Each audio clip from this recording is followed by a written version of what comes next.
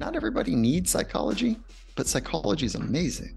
The skills embedded in it and the path of having a process to discover more about who you are and who you want to be, and then having a partner, a true teammate, whether it's a licensed psychologist or life coach or whatever, like in it with you. Welcome back to the Surf Mastery Podcast. That was a quote from today's return guest, Dr. Michael Gervais. He is a high-performance psychologist and host of the Finding Mastery podcast. He was a guest back in 2017 where we dived into the sports psychology. Today's episode is a deep yet holistic dive into some of the principles that are a bit more applicable to the average athlete. Links to Michael Gervais' work and podcasts and everything we discuss in the show notes. And without further ado, I give you my conversation with Dr. Michael Gervais. Gosh, it's been a while. Do you remember 2017? It's crazy, huh? That's wild. Yeah, back when Finding Mastery and Surf Mastery were both still kind of new. Podcasting itself was kind of new back then. Wow, yeah. Look what you've done. It's awesome to see. I love listening to your stuff. Oh, excellent. Yeah, no, I've been following yours. I mean, I can't keep up with every episode you do. You've been smashing them out. Yeah, it's a bit of a machine, isn't it? You know, like every week. Yeah, it's a bit of a machine. It sure is. Yeah. What's your cadence? Mike, I'm doing maybe twice a month, sometimes once a month. It depends. Yeah. Cool. It's still pretty much a side project for me, you know. Very cool, man. It's working. I like it. I like the vibe. Is it working for business for you, or is it more fun? Is it for sponsorship ads? And how is it benefiting you?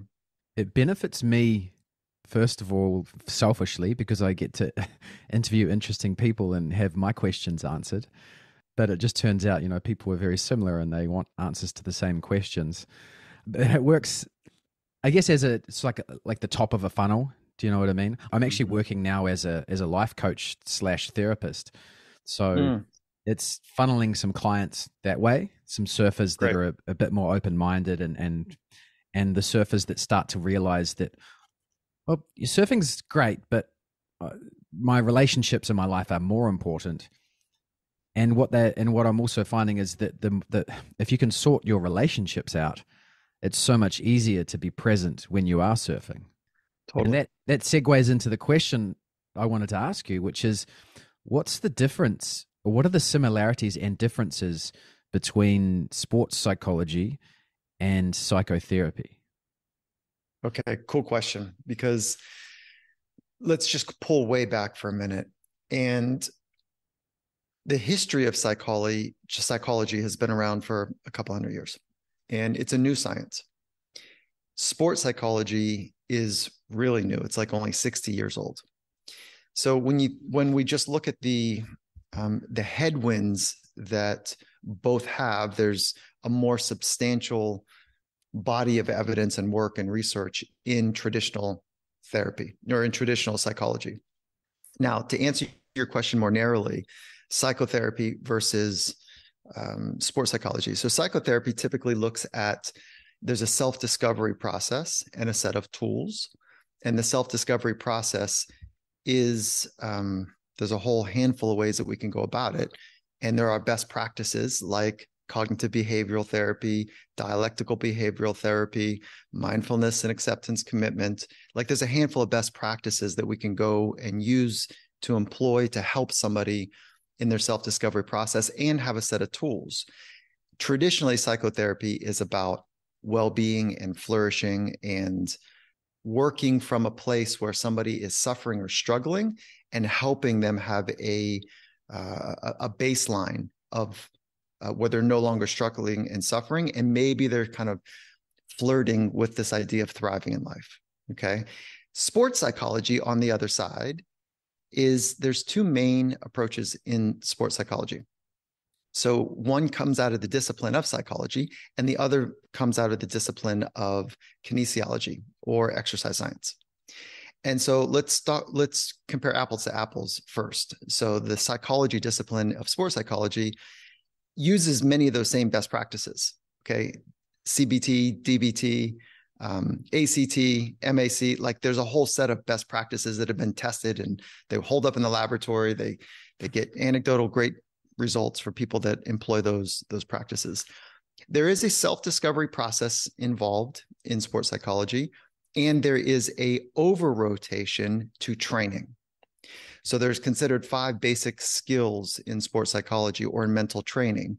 And there tends to be a little bit more of a weighted approach towards the training of the mind, the working from the inside out for a very specific reason. And it's flourishing plus thriving. So sometimes we work with folks that are struggling or suffering. And let me actually pull back one more layer to oversimplify this beautiful population of people that we have. There's 3 categories, that we tend to think about: suffering, struggling, and thriving. Sports psychology is primarily for people that are thriving in life, and it's the study of people that are thriving in sport. And so the people that are on the specific gaze of the focus in sports psychology are those that are kicking ass, like they're doing great. They have demonstrated a sense of excellence in their life. And then the ones I'm most interested in are the ones that have demonstrated excellence, or the ones I'm most interested in studying are the ones that have demonstrated excellence in life and excellence in sport, right? So there is a full flourishing that's taking place, where traditional psychotherapy has studied dysfunction and suffering and mental disorders. Now, that does not mean in sports psychology there's not mental disorders.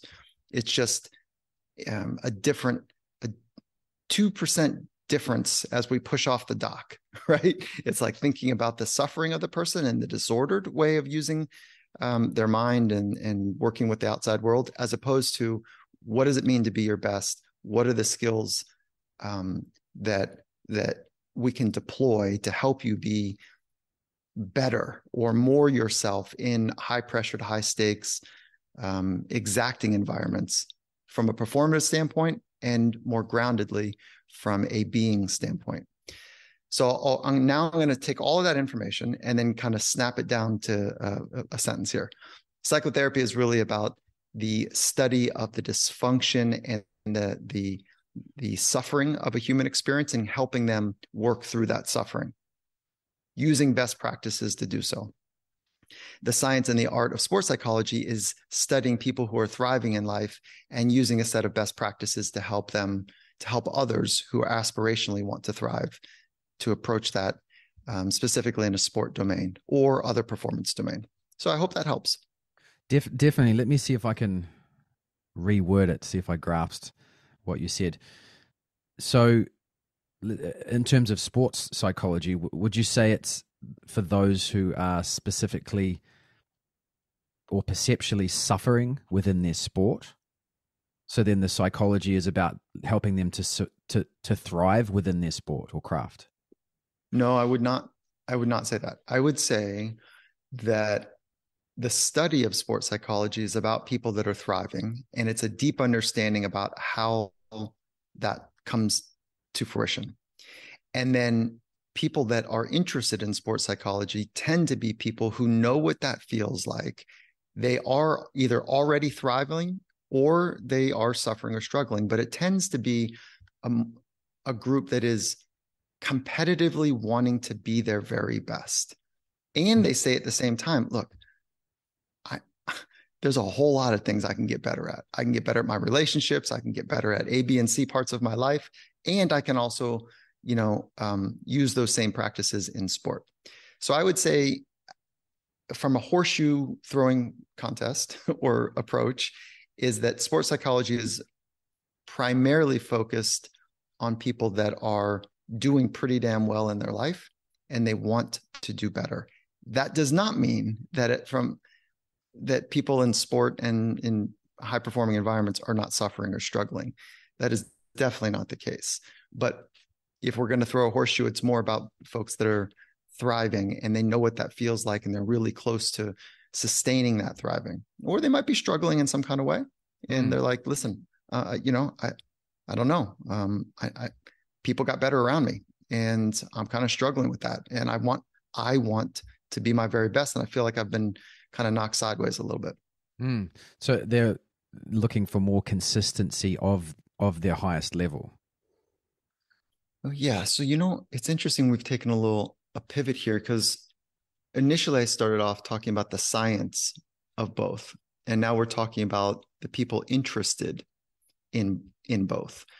And I think it's important to be very clear that independent of craft, independent of industry, independent of walk of life, I'll use myself. There are moments in my life, there are times in my life when I'm thriving. There's times in my life when I'm struggling, and there's times in my life when I'm suffering.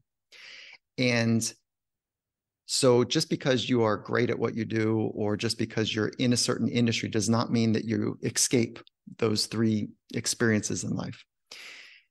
The person that's attracted to sports psychology in particular, or high performance or performance psychology, is somebody who's attracted to the science of how do the best in the world work? How do people who are deeply flourishing work?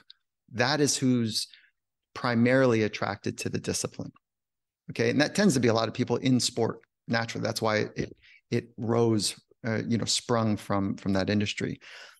People that are attracted to psychotherapy are more interested in like, okay, how do I find a sense of flourishing? It's not about performance.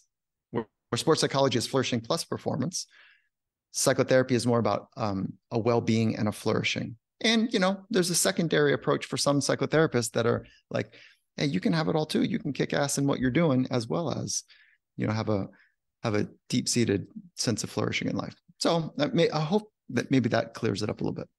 Definitely, but I have more questions. Let's say someone is interested, they're not a professional athlete, but they want, we'll use surfing as an obvious example. They want to become a better surfer, but they're finding it's their mind and their thoughts that are getting in the way. They can't be as present as they used to be when surfing was new and fresh.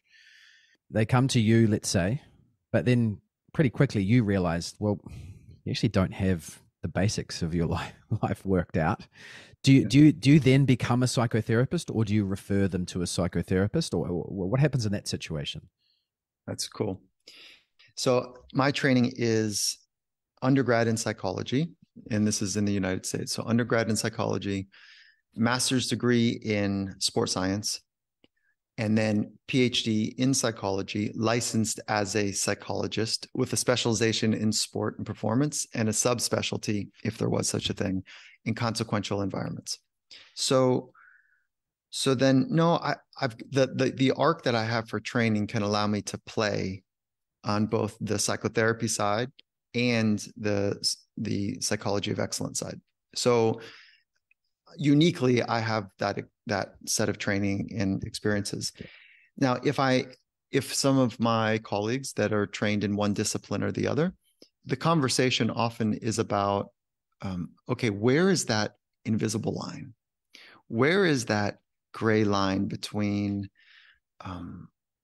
life and performance? Like, is my pre-anxiety jitters before a contest, or before, that imaginary line between play and seriousness when it's double overhead? At least that's my imaginary line. And I'm a little too activated. Is that stay down the lane in sport, or does that migrate? And do I find that I'm a little anxious in other parts of my life as well? And then there's another invisible line, which is the difference between clinical anxiety, which is like, I am anxious just about everywhere I go. I'm crawling and scratching in my own skin. I'm excessively worrying about how things could go wrong. And I find myself irritated, agitated, maybe even isolated, frustrated. That's typically how there's a pattern recognition between how men and women tend to do anxiety. And agitation, frustration is a little bit more common for men. All that being said, we're talking now about a clinical issue, and it's pervasive everywhere somebody goes. And so that would be, yes, that's a refer to a psychologist to be able to manage that bit. And so I think it's tough for all of us to know where that line shows up. And so I love the question because I think there is a science to know what is appropriate to refer out, and there's also a gray line in there as well. So it's not simple. I'd like to dig in a little bit more to the gray line because, okay, let's say someone's pathology or their neuroses is not necessarily clinical, Yeah. but and maybe you've been working with them for a while and things are going great. Then all of a sudden, their their wife decides to leave them, right? Yep. And then they immediately, they're not, let's say they're not very narcissistic and they don't have the ability to separate their craft and their sport from their relationships, and they're finding that the dysfunction of their relationships is taking them away from the ability to be present within their sport or craft. Is that a common scenario? Is it something that you deal with? Yeah. Is this a professional athlete or is this a recreation athlete? Let's keep it recreational for target or for the listeners' sake. Yeah. I mean, I'll play back kind of how I'm hearing it is that recreation athlete loves surfing. It's something that he or she spends a lot of time doing, and they're going through some life stuff, and it's pretty heavy, and they don't find that they're experiencing the joy in surfing when they're surfing. And so now that, and it's not like life is over if they're not making heats, or it's not their income isn't dependent on it, their livelihood is not dependent on it. It's a sense of freedom and joy and fun and and they're not finding it. Yeah, like it's an interesting approach that you could have, or one could have, which is, okay, well, let's stay talking about sport, and let's just use the ocean and your relationship with surfing as a way to practice some skills that are going to help you be more grounded, help you be more present, help you let go and move on to the next unfolding moment, because that'll serve you well in life. And I'm sorry to hear that you're struggling, but let's stay down this lane of like, let's play with some skills in the ocean, or some psychological skills, but let's just keep it in the arena of the ocean. And I think that you're going to get a nice glow, right, from the transferability from the skills that you're using into life. That being said, for some people, that would be like a total miss. And they're like, look, I'm struggling. Like, I'm a mess. I'm such a mess. I want to go out and surf and have a good time. But when I'm there, I'm just thinking about all the parts of my life that are falling apart. And then, and you say, okay, well, let's stay with the ocean. Let's talk about some sports like skills relative to surfing. They're like, I don't care enough. Like, I'm drinking too much. I'm showing up to work late. I'm not making the calls I need to call. I just don't have a fire and a zest, and I'm kind of a mess.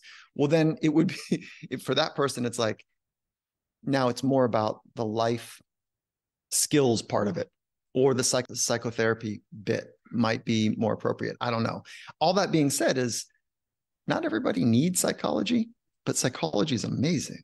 It's like the skills embedded in it, and the path of having a process to discover more about who you are and who you want to be, and then having a partner, a true teammate, whether it's a licensed psychologist or life coach or whatever, like in it with you to say, tell me more. How does that work? Have you had anything like this in the past where you've figured it out? Oh, how did that go? Oh, this is brand new. Okay, how do you think that this is going to play out, in the next 3 months? How do you want it to go? What are some of the skills and what are some of the resources that we're gonna need to have in place here?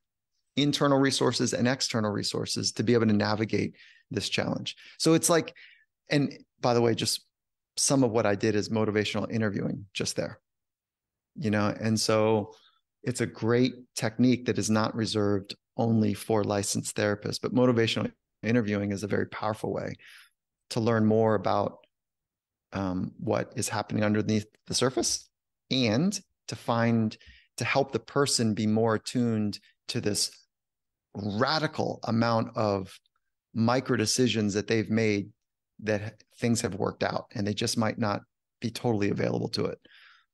So I work from a place, Michael, just really quickly, is that everything you need, somebody else needs, it's in them. It's in there. And my job is to help uncover it, unlock it, maybe dust it off, remind them in some respects, hold it up in the light. But they don't need us to give advice. They don't need us to tell them what to do or not to do. They don't need us to be a hero. What they're craving more than anything, it's like 80 some percent, 87 is the number that one of the recent researchers that I read, of all change that happens in the helping profession is based on the relationship. Not the scientific best practices, not the great question, not the unlock that happens. It's the relationship. The relationship between the client and the practitioner. That's it. Yeah. It's a huge, even if that 87% is outrageous, imagine if it's as large as 50%. 50% of everything that happens that the person feels wonderful about themselves and feels strong again, it's because of the relationship itself, not the technique, not the training, not the process of learning more, but just that holding of space where one person is seeing what is true for the other person. Shit's pretty radical. That's really interesting. Is that because it's kind of like if you come to a therapist or a licensed marriage practitioner or whatever, because your relationship isn't doing well, then this sounds like what you're saying is that that's the therapist's job to have a good relationship, so that you're kind of actually just learning on the job. Like, this is how you relate. Yeah, this is a good relationship. I mean, sorry, a good therapist does that. Like when I was a young psychologist, boy, I did not quite understand that. I wanted to have a great plan and a program and and there's definitely a place for that, but so much happens just based on the relationship between the two. So we call it, in psychology, stay in the room. So when somebody is like working through something, stay in the room, be in the relationship with them. Use yourself sometimes as a vehicle. Is it hard not to cross the boundary there from being a clinician and a friend? Yeah. Yes and no. I think that friends have a two-way relationship, and a friend might go hang out and have a cup of tea and it's casual, and they might talk about things. Let's say you and I, right? Like grab a beer or a glass of tea or dinner, or like there's something, or we're just hanging out, like, at someone's house or whatever it might be. But it's two ways. I'm interested in your life, you're interested in my life. And if there's some sort of balance and it feels generative, like we're both giving to each other, then the relationship ensues. Okay. That's a friendship. And a great friend is awesome, because it has that dynamic. In our profession, what we're talking about is that it's one way and one way only. It is, if you're the professional here and I'm coming to work with you, I might say, how you doing? We ask so many questions about me, like, how are you doing? And then it's an art. Do you disclose? Do you entertain that because it deepens the relationship? Or do you say, I appreciate that, thank you. And then you redirect, or if I say to you, how do you sort that out? Like, have you ever been in a crossroad like this? Have you ever almost been divorced and like, how do you deal with that? Now you got a decision to make, don't you? A friend might say, shit, yeah, I don't, and a therapist might say the same thing, but you're maintaining the role of being there solely for the person, not for your own needs. And that discipline and that deep commitment to the other person is wildly rare. And that's where I think some amazing things take place. I've asked probably about 10,000 people this question. And I was afforded to be able to do this in enterprise companies, some of the largest companies on the planet, over multiple years. And I asked the question, like, what is a great coach? And so I use this very simple rubric, and I say, draw a line on a piece of paper, and we call it above the line coaching and below the line coaching. Above the line people and below the line people is where we start. And list 3 people, their role or their name, up to you, and what made them an above the line person in your life or a coach, and what same for below the line. And then above the line is obviously somebody that when they left the relationship, like somehow you feel better about you.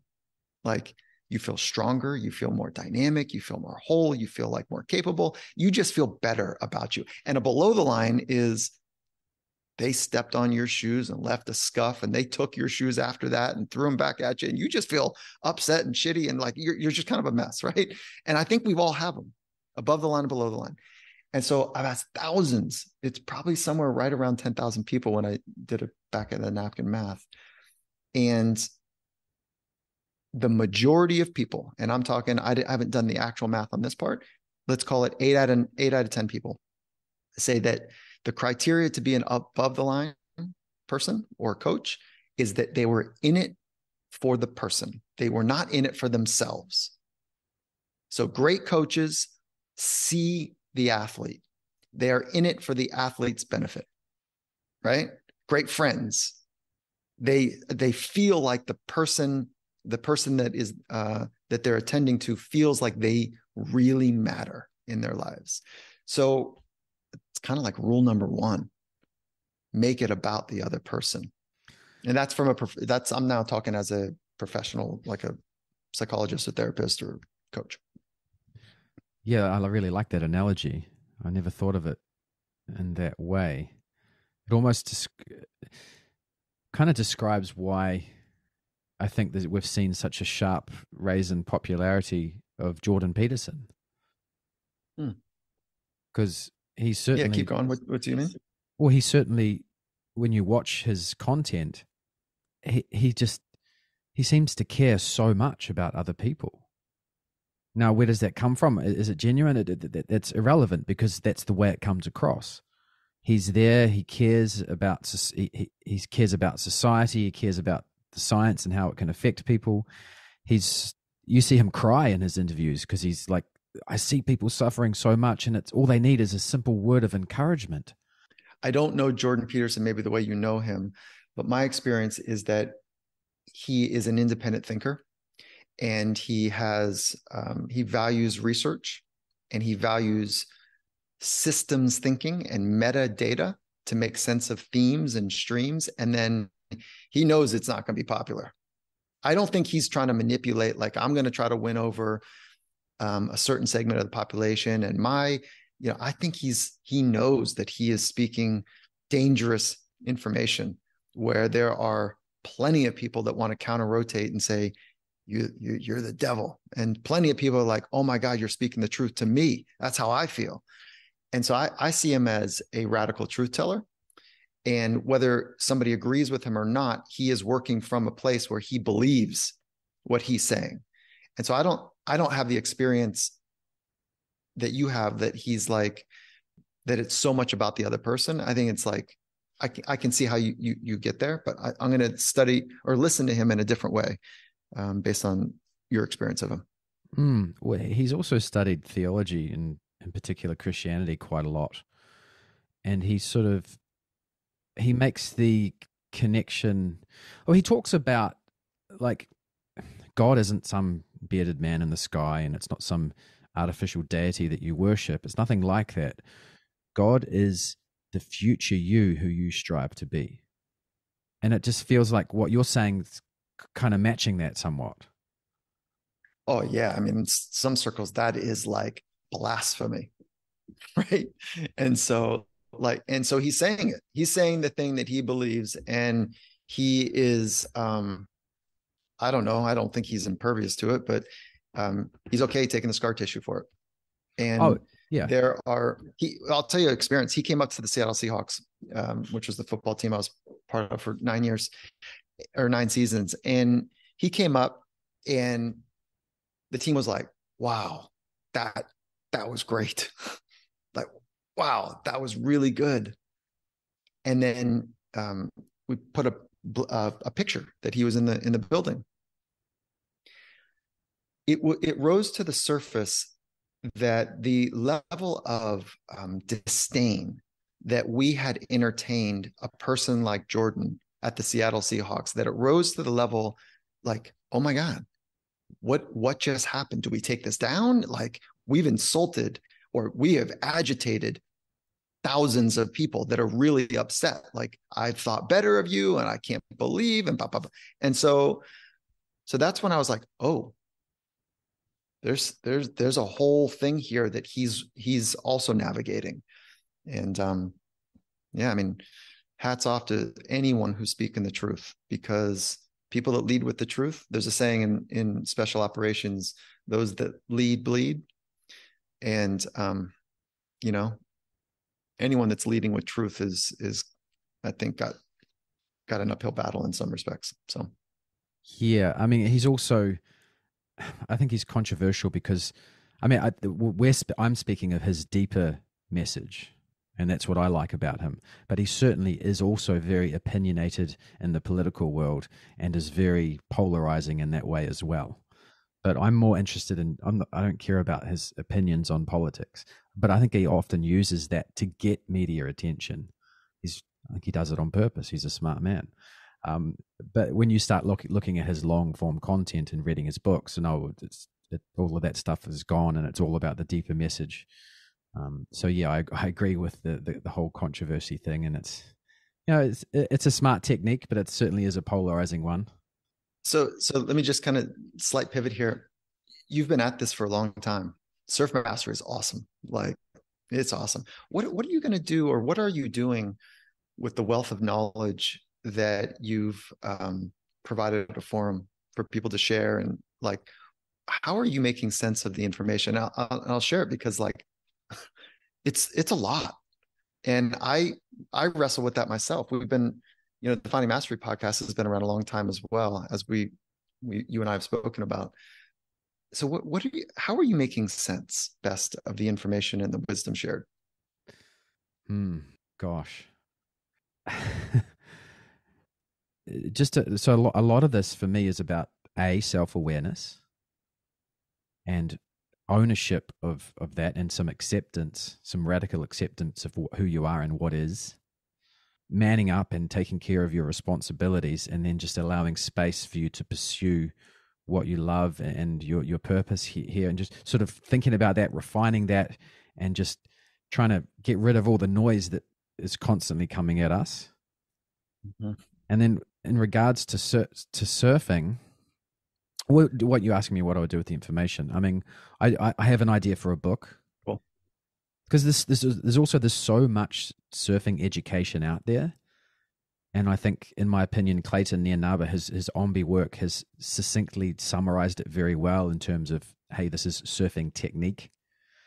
And there's so many different people coming at that. And then I think of what you've been doing.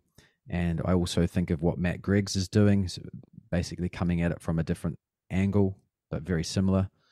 And then how do I bridge that gap is what I've been thinking. So like in regards to this, the question I sort of led with here is, maybe I try and answer that question with a little bit of a story. What changed for me? I think I was just listening to the last interview we did, and one of the questions I was asking you was like, was it okay to love surfing so much and make surfing be so important in my life? And I went through a stage like that. And then as I grew older and had children, I realized, well, actually, it was fun to dive into surfing that deeply when I was younger. But now I have children. Began to realize that my relationship with my children and my family members were more important. But I also started to notice that if I did dive into surfing too much and those relationships got left behind, then my surfing wasn't fun anyway. So I was actually far more able to enjoy surfing if I spent less time surfing and more time focused on my actual relationships. So it was kind of like a twofold strategy. And when it comes to put this in the context of surfing, I spent a lot of time and money on surf coaches. Obviously, this podcast, interviewing people diving into surfing technique, all of that stuff. You end up spending money on different surfboards and chasing big waves for novelty to try and trigger the flow state or whatever it is. And then my relationship ended up taking a turn for the worst, and I'd always been studying psychology. It's always had been an interest to me, but I was living in Malibu at the time and was able to afford a really, really good psychotherapist. Had been through a few, but when I found this one psychotherapist who just, all of the psychology that I'd learned, he managed to put it into context of my own life and coach me through.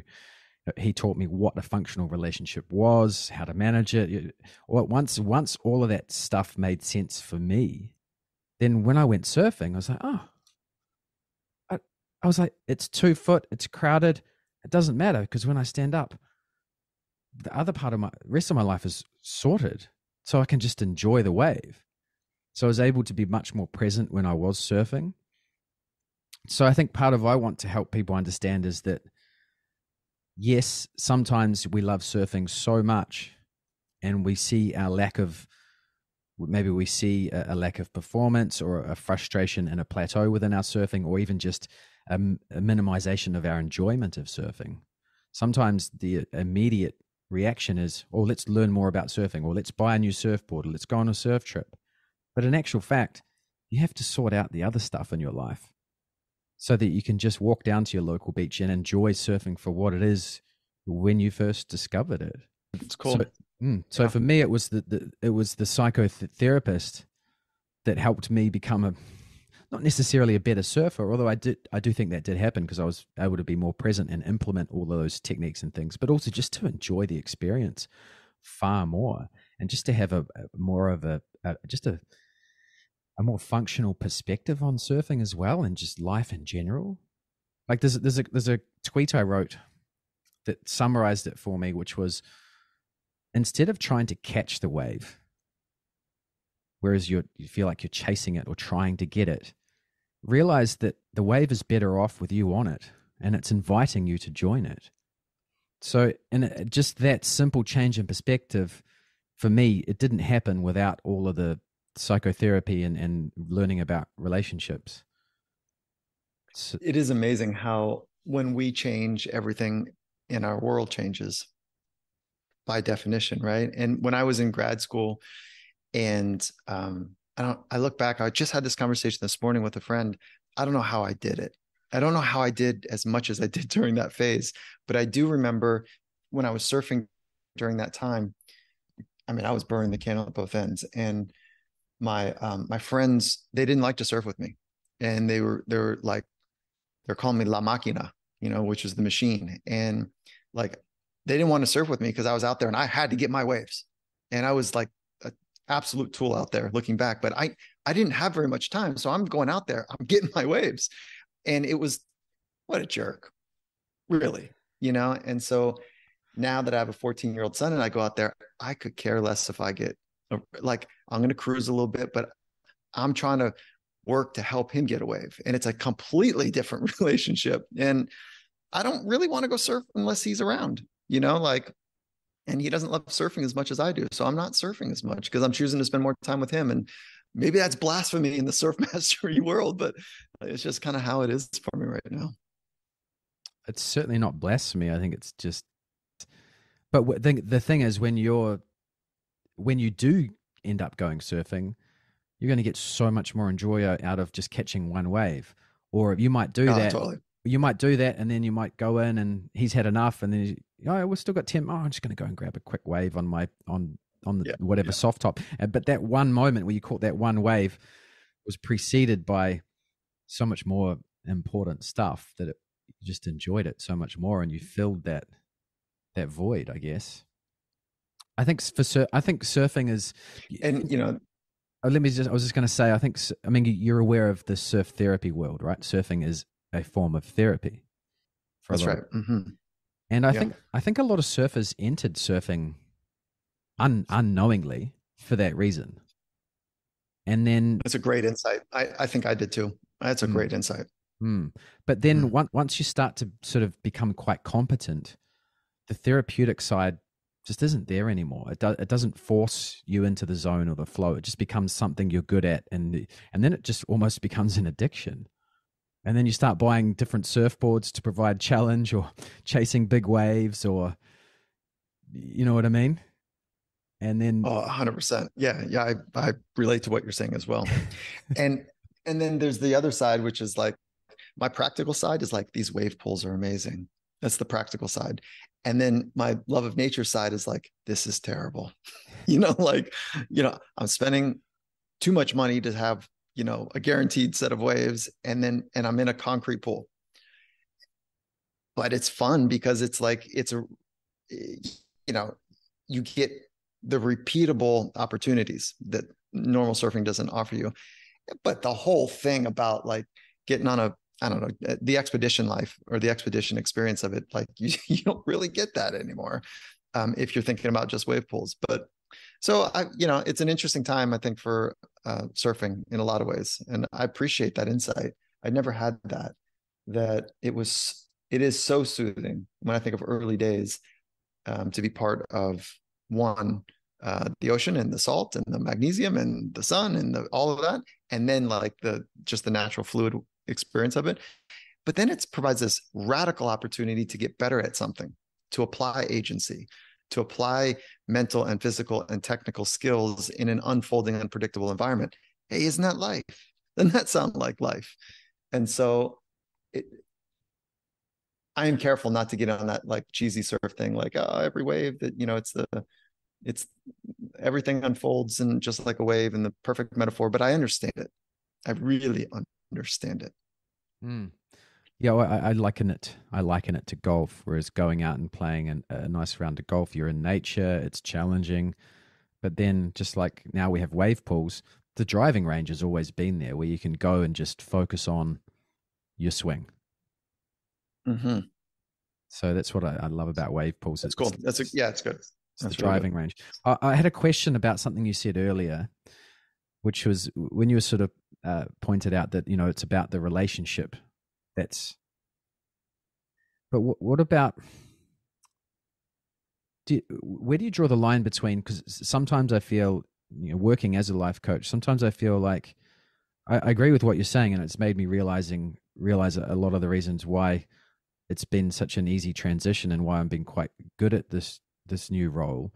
But it's also part of what I do when I'm doing that work is a lot of, I naturally feel like I need to do a little bit of lecturing and basic psychology education in those sessions as well, because I feel like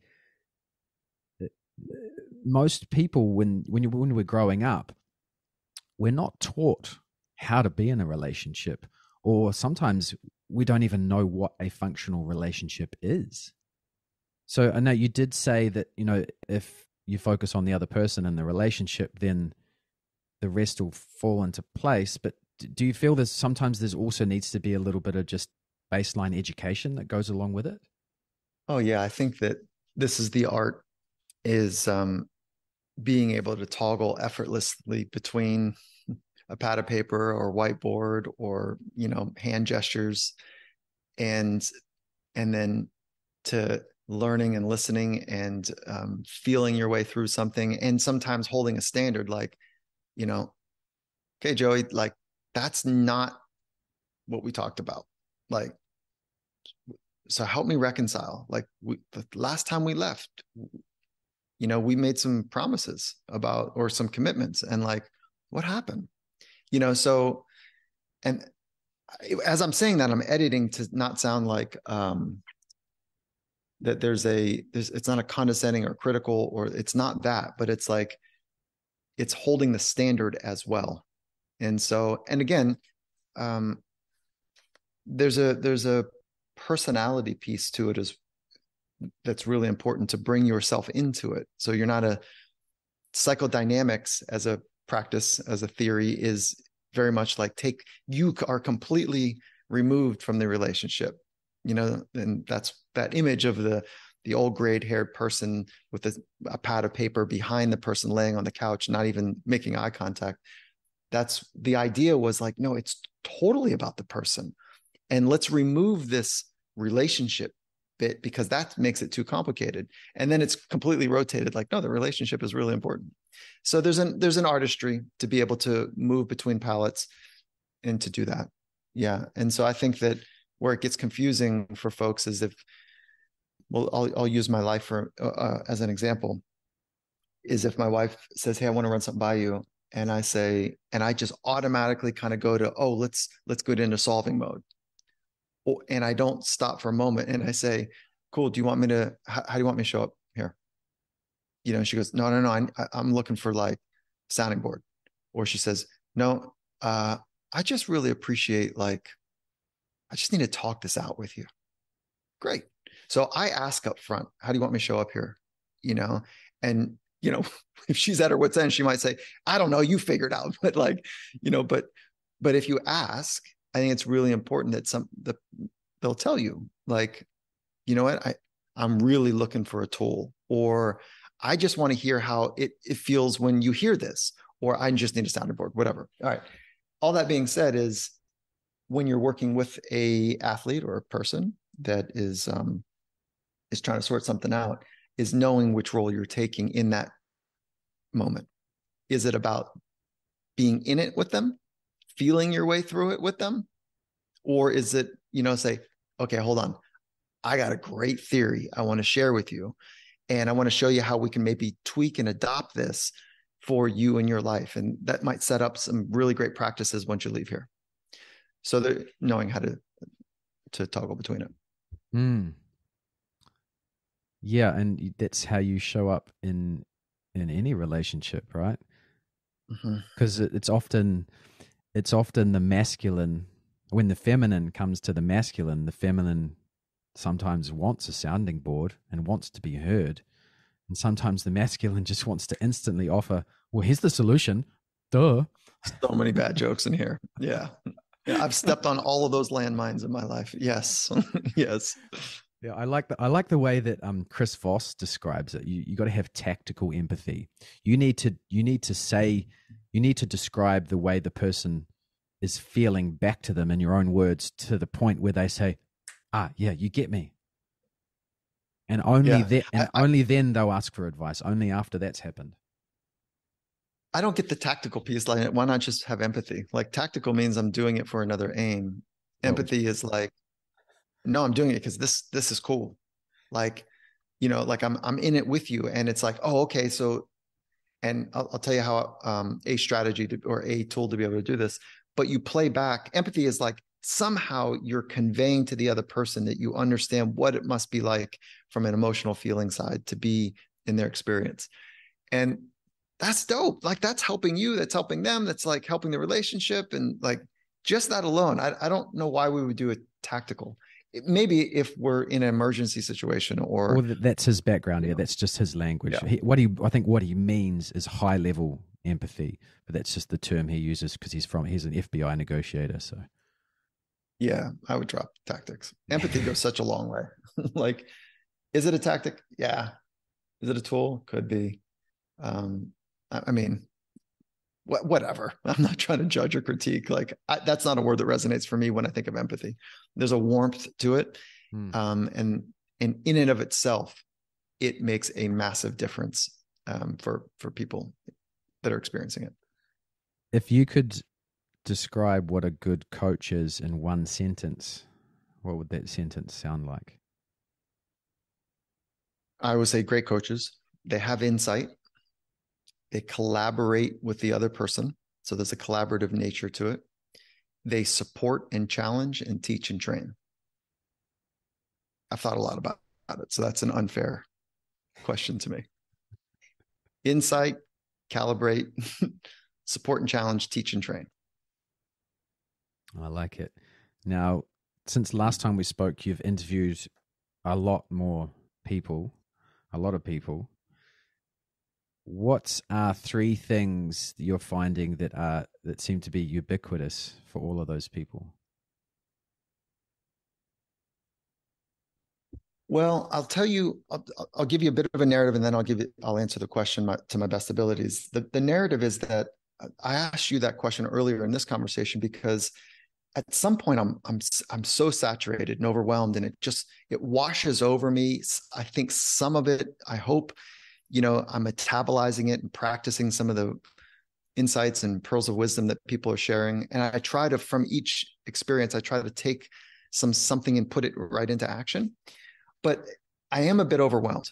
And I think that many of us can understand that, because there's so much information in the world right now. Like, what do we do with it all? So one thing that I did is I made a commitment to practice one small thing that I learned, and that's cool. The second thing is I took all of the transcripts and I ran them through a natural language processor, and my team and I coded the program of what to look for. And so we wanted to understand, what are the general themes, what are the streams of insight, and what are the applied practices that have come through. And it took a lot of time and effort to do this. And one of the findings we found is that people that I defined as being true masters of craft, they don't set goals. Totally counterintuitive to what I would have thought, and counterintuitive to what the research of sports psychology would suggest. And so I just found that to be, I don't know what to do with that yet, but I think that there's something important to honor, that they do not talk about setting goals. Yeah, that's I can't believe you're saying that, to be honest. I know. Yeah, I know. That's really interesting, isn't it? But there must be. Can we stay there for a second? There must Sure, be yeah. there must be something in its place. Like it makes me instantly think what I mentioned before, which is you want to imagine a better version of yourself in the future, or maybe an icon to look up to. Do they have that? No, what they talked about is designing their life to be. I'm gonna take like three principles and condense them into one. Is that it is more about the experience than it is about setting goals and objectives. So they design their life for enriched experiences. And it doesn't mean that they're haphazard in the way that they think about their future. It's that they do not talk about nor value, according to what we found from the transcripts, goal setting. And it's almost like that's for other people, not for them. Do you think it's something that they naturally do more? They sort of naturally do that without having to explicitly think about or write it down. That's where this, like a secondary follow-on study would pay dividends. My intuition is that they are very clear about what they're working on, who they want to be, and what they want to do. They're very clear about it. And it is almost obnoxiously clear that it crowds out so much of the extraneous noise in their world, including, unfortunately, the goals, interests, aspirations of others, and like, this is where it gets a little dark.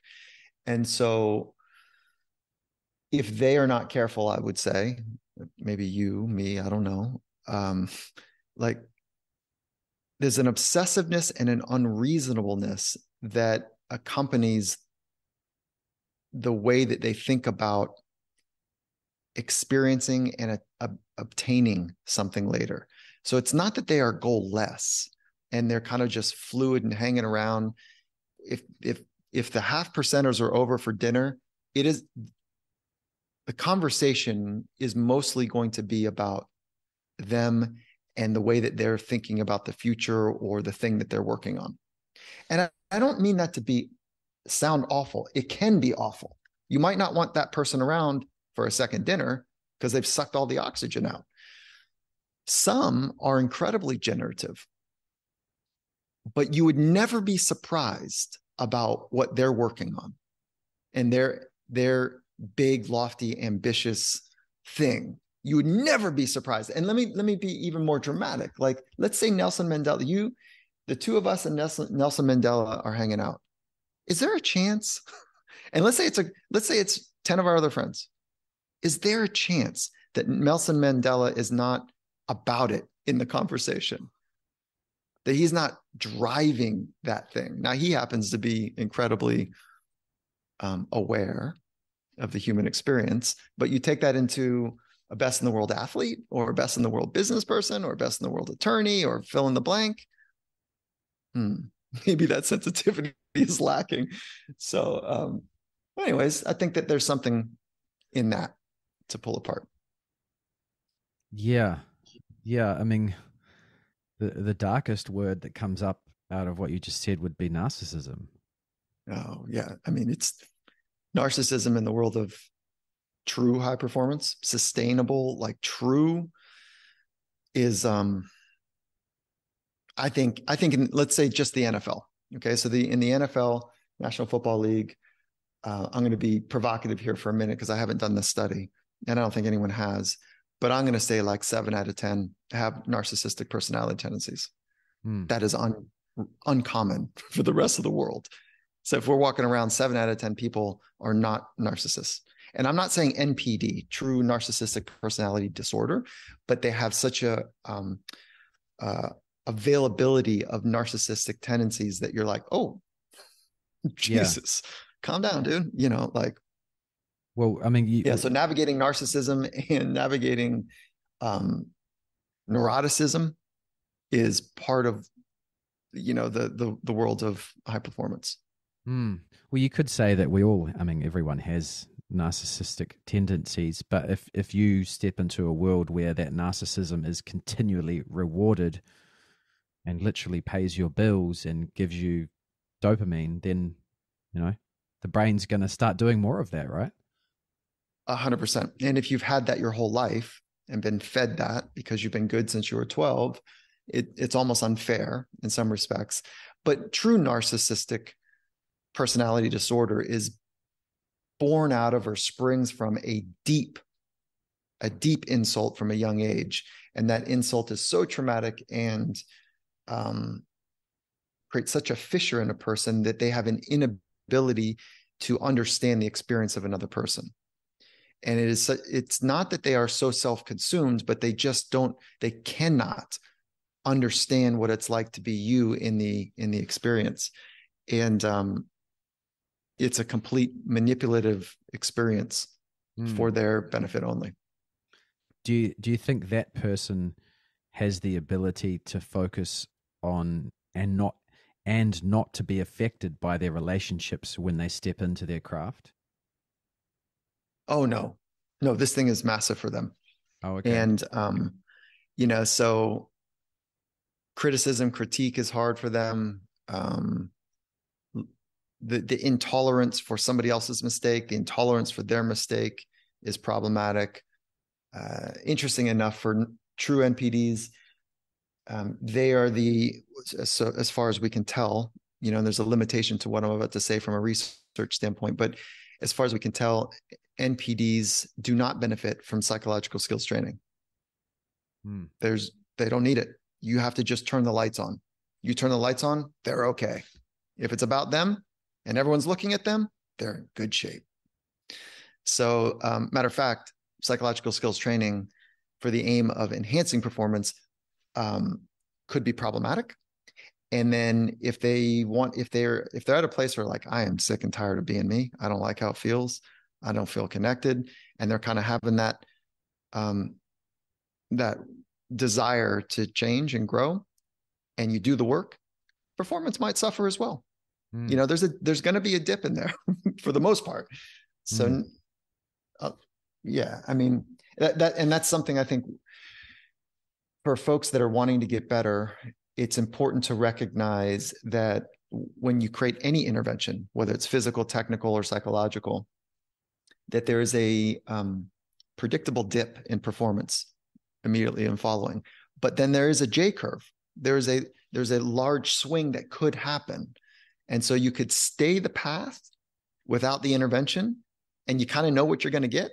And there'll be a slow decline of skills and abilities over time, because if you're not getting better, what are we doing when it comes to high performing environments? But when you make the intervention, there's a dip.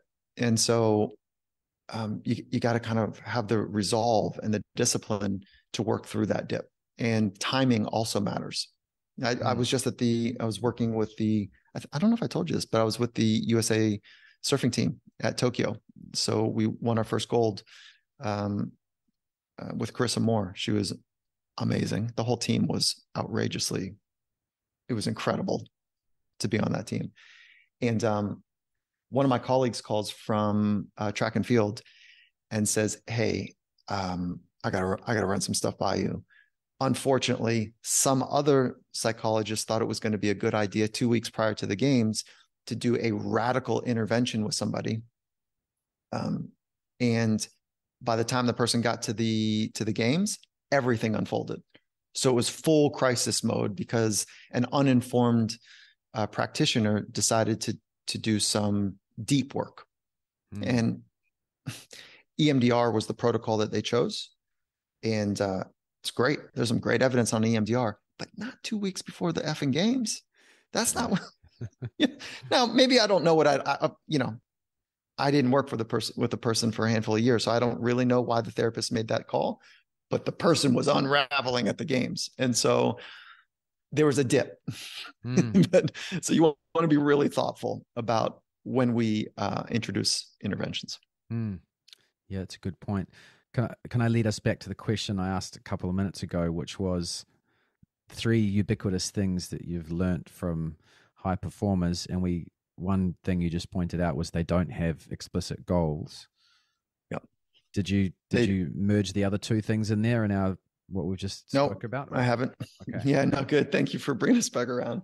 The other thing that I think is really important is that you could do I could shorthand and do a 1 and 2. And 1 is they don't have goals. 2 is that they're very clear and deeply obsessed with what matters to them, right? And so, but that's not where I was going with the second insight when you first asked the question. The second insight is that there's a commitment to honesty. Like for the most part, independent of the narcissist and the NPD that I just talked about, there's a deep desire to work from the truth, especially people that are in exacting environments where mistakes are costly, that they don't kind of squint and hope that the way that they're preparing and their teammates are preparing are going to be good enough. There is a radical commitment to get to the truth of something. And so that standard is wonderfully inspiring. And then it doesn't mean that it's easy, but it's refreshing when people are working from the truth. The third is that the image of the lone soldier or the lone wolf or the person who is like solo at the top of the mountain and like it doesn't hold up. For the most part, people that are exceptional at creating change, and especially change that is industry shifting or even world shifting, they recognize that there is no sentiment that they do it alone. Now, it doesn't mean that they don't like the accolades maybe that come with it, but there's a deep commitment of honesty and of the value of being part of a team. So, I like that. Yeah. Now, another question I wanted to ask you was, I described my connection with the way my surfing experience and what psychotherapy had done for me in that realm. But there doesn't seem to be much science around that. There's no connection. There's not many papers written. Or do you think that all of the papers written on sports psychology encompass that anyway? Okay, good question.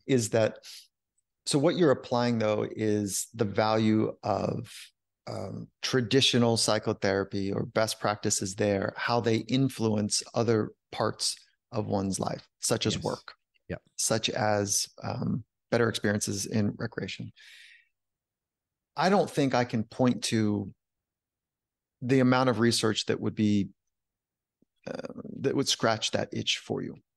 But there is evidence that when you work from the inside out, that it doesn't just affect one domain of somebody's life, that there is a glow or a generative effect in it.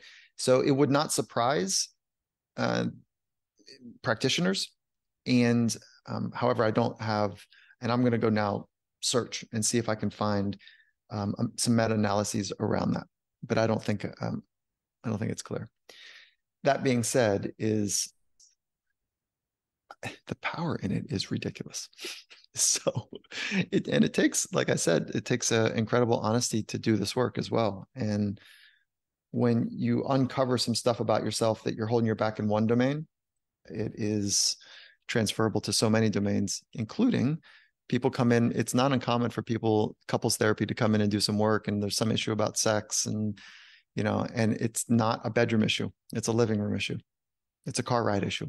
And so that's very clear. And so I think you could extrapolate that insight and finding into work and or hobbies pretty clearly. Touche. Yeah, I like that analogy. Okay. Yep. Okay. Well, Michael, we could go on for hours, but I need to be respectful of your time. I just want to thank you so much for taking the time today. And what is your website? What's the podcast name? Can you point people that want to know more? Yeah, thank you. I just enjoy the conversation. So I appreciate I feel like we could keep rolling as well. So that being said, is findingmastery.net is a hub that you can go and find out some of the stuff we're doing. There's a couple of fun things that are cool. One is the Finding Mastery podcast, which is awesome. We have built a extraordinary team of people that are helping businesses work from the inside out and to help them understand the best practices of the psychology of excellence and the psychology of flourishing, to be able to help them and their people achieve the missions that they've set out to do together. And so we've got some incredible playbooks and practices that, we're deploying across Microsoft, which is, 180,000 employees, to smaller companies that have, thousands. And so that's been a really interesting part of my arc over the last handful of years that I've really enjoyed. And then something that's also fun is we have a book coming out. So I just submitted the manuscript to Harvard Business Review, and it's coming out in 2023. And I'm super excited about that. So we don't have the working title down yet. We don't have some of the particulars. It's still in draft mode, but I'm excited. And so the central idea is around what I'm calling the number one constrictor for human potential, which is the fear of people's opinions as being this pervasive, cunning, right underneath the surface, but does not rise to the level of clinical concern where people are relentlessly checking in with others to see if they're okay. And the level of contorting and conforming that take place because of the fear of not being good enough is at an all-time high right now for many people. And so the way that this whole thing came about is I wrote an article about it on Harvard Business Review, and they called me like 12 months later and they said, "Hey, we've got this thing we want to share with you." Yeah. The article that you wrote was the number one downloaded article on HBR last year. And it scratched the niche for people. So, we want to support you if you want to write a book about it. And I was like, yeah, that sounds great. And so that's coming out in 2023, and I'm super jacked by it. Oh, wow. Yeah, that sounds like a great book. And that's definitely a subject that needs digging into. Yeah. Yeah. So thank you for that. All right. Well, again, thank you so much for your time. Appreciate you.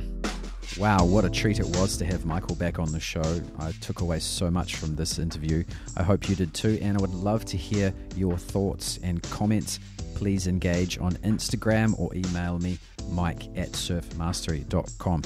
If this episode has inspired you to learn more about psychology and how it can help you, not just as a surfer, but just as a human, then reach out. Book a free 15-minute consultation through my website, surfmastery.com. It doesn't matter where you are in the world, it's all done via Zoom and phone. I look forward to hearing from you, and until next time, stay tuned and keep surfing.